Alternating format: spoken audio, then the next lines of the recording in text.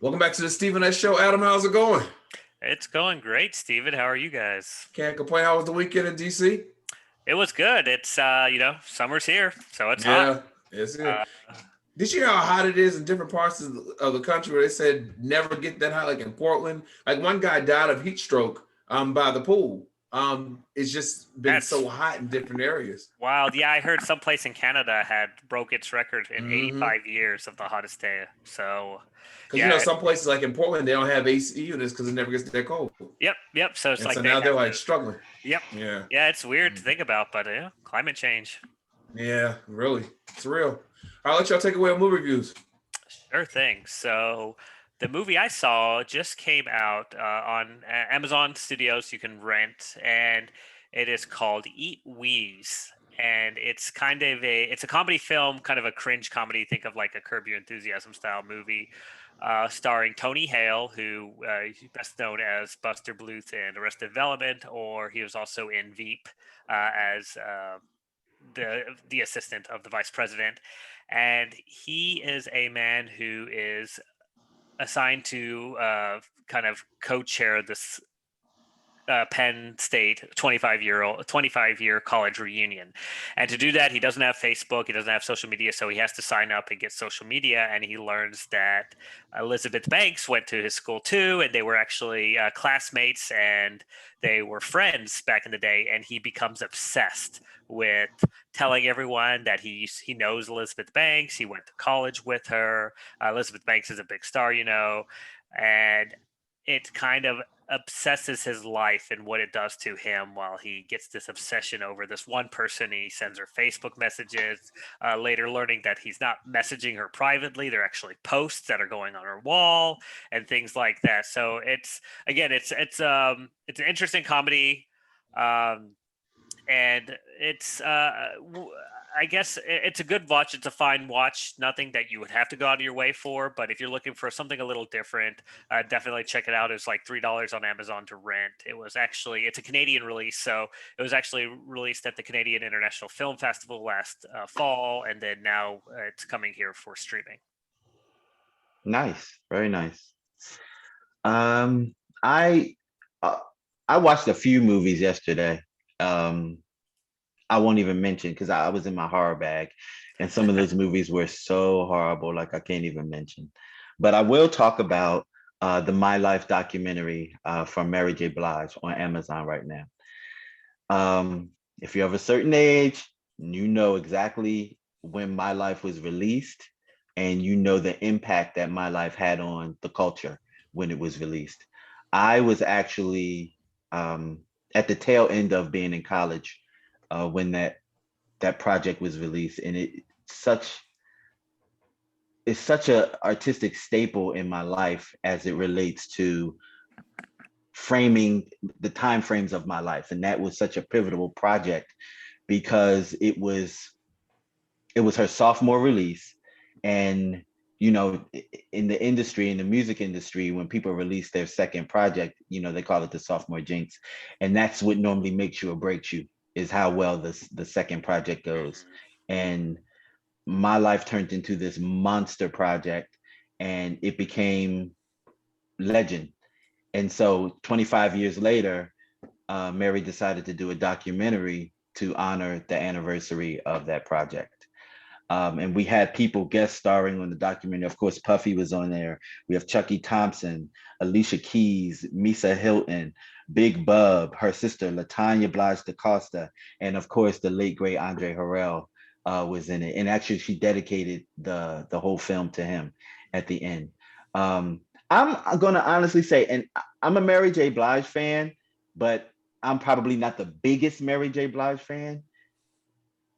I got a little welled up, hearing her stories, going over the art that she created for that project. And I think during the time she was dating See, KC of Jodeci, and they had a very tumultuous relationship. And then during the time, of course, that was the era of radio. Radio was our social media. We didn't have social media back then, so we would find out things, and Mhm. it would be over the radio. People like Wendy Williams were coming into her own during that time because all the stuff that we knew about the industry, all the gossip came through radio. People would get on the radio and talk about their own mess themselves in an interview, and that's how you found stuff out. And it wasn't instant like it is now, but we found out that, first of all, Mary and Casey were dating. That was a big thing. And then we found out that they didn't have the best relationship. Then later on, we found out, Mary was dealing with issues with drugs and drinking. And like, that was just a big tumultuous time period. And when you watch the documentary, you'll hear everyone in the documentary talk about that as well. There's a tumultuous time period, and they were growing into their own. Everyone's like around 23 to 25 years old. And, they're coming into their own. And she was writing the story of her life. I thought that it was an excellent documentary. I think that it was a great story about the art that she created that shaped our lives and her life. I only have one little gripe about the project, and that my friend, Miss Faith Renee Evans, wasn't mentioned one time. And Faith came into her own on that project too, because Faith did a lot of writing on my life. And that's how we kind of sort of got to know her before she actually came out on her own, is through those songs that she wrote for Mary, especially the ballads. I don't know what's going on with the ladies, but I really wish that she would have at least mentioned, that Faith was a contributor to that project. But I thought it was an excellent documentary. I'm not surprised she didn't mention Faith. And I love Faith, you know that.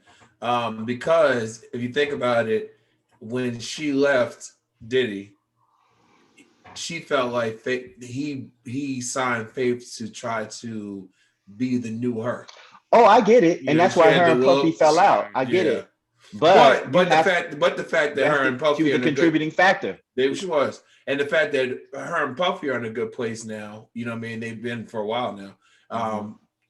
Because I heard that her and Faith were okay. I didn't hear any issues, but you never know.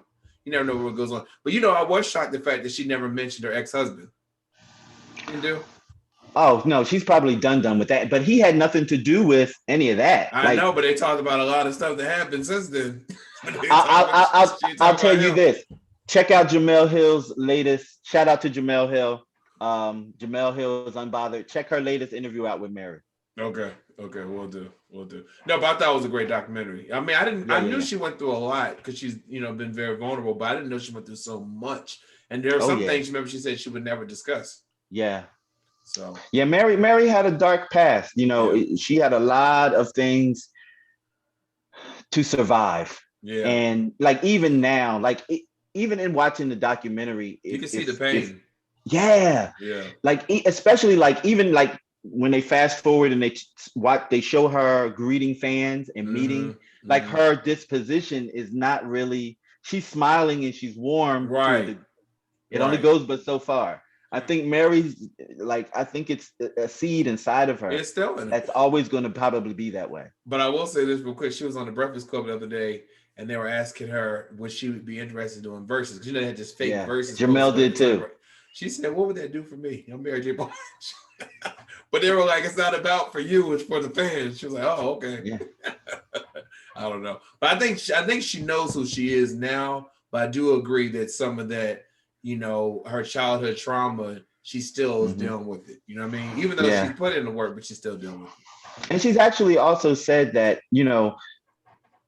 the fans giving her the energy that we give her is what keeps her going. Yeah. Is that it? Now, y'all see anything else? No, I didn't see. What y'all think about Fast and Furious? It broke all these records and everything over the weekend. Well, it's a popular franchise, now that movies are the movie theater near me is still not open. I think next week they will be, but like the landmark cinemas. But I know AMC and Regals I think are back. Yeah.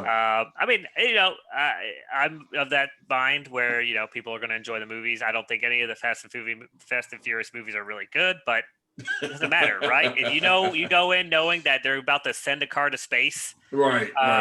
For this movie, and that it's based on a meme that people did, that let's do it, right? And so they'll collect their paychecks. They don't care about plots, and no. See, once a film becomes franchised that way, and they'll have a number of car jumps, a number of explosions, a number of chases, a number of shootouts, and then the movie's complete. They don't care about the dialogue. Exactly. They don't care about, And anything else except if the stunts go off how they're supposed to. And it I sells check out. itself. Like, I think I probably only I think I probably only really watched the first Fast and Furious, maybe the first two, and then I checked out. yeah. I mean, it's not their for me. audience is 10-year-olds, and Right. who's going to watch it? So Right. Yeah. Anything coming out of the pipeline as we approach the summer? We're in summer now. Anything coming up on? So Black Widow's coming up on the pipeline, and in a couple weeks, Space Jam, and I haven't seen the trailer. I don't know. The first one was fun as a kid. I've heard rewatching it's not that good of a movie. I don't know if the sequel's going to be any good. Yeah. I don't mind LeBron, but are we getting? And you've seen it everywhere, especially in fashion. 90s are back, right? Yeah. Doing 90s stuff. And this is another 90s thing. I'm not rushing to watch the movie, but I will watch Black Widow. Yeah, even with reboots and everything. Mm-hmm. And then of course the Aretha Franklin movie with Jennifer Hudson is coming out in August. So that's supposed to be really. I think I'll be Oscar worthy. Yeah, I think so too. I'm really hoping that movie comes to be what we expect it to be, just for the sake of Aretha Franklin. She deserves that. She deserves that. Because of you, Stephen, I started watching the morning show on Apple TV. You're welcome. And so I'm caught up. Because the good. new season starts in September, so I'm caught up. I saw wow, that's such a good show. It's such a great show. Such a good show.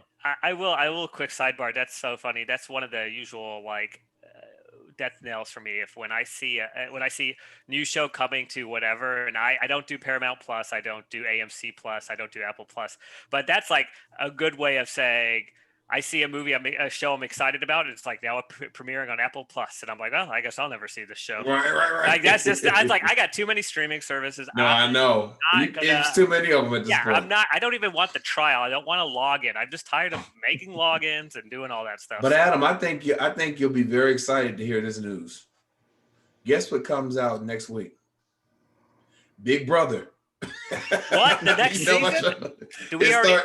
I think it's on the 7th or the 9th, the 7th or 9th. Yeah. Did they spoil who's going to be on it already? Or no, they have not. They keep showing clips from old people, old cast members, but it does hit next week. Ooh, so that'll be a great after the 4th of July situation. Yeah, I know one of us on this call can't wait. I can't wait. So there are two more films that I'm looking forward to. Amazon, The Tomorrow War with Chris Pratt. I'm looking forward to that. I keep seeing the promos for that. It looks interesting.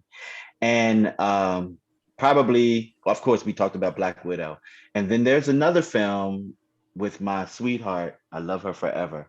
Regina King, even though she's not the star of this, Idris Elba is. And it's called The Harder They Fall. And it's going to premiere on Netflix. And it's a Western. That's nice. I so can't wait. Yeah. Now, are you a Purge person, Chike? I know we're probably running out of time, but are you going to watch that Purge Forever movie coming out? Have you heard about? I don't know. I'm not a Purge person, but I was curious. So I'll slide in the Purge if there's nothing else going on. Okay. But by this time, I'm purged out.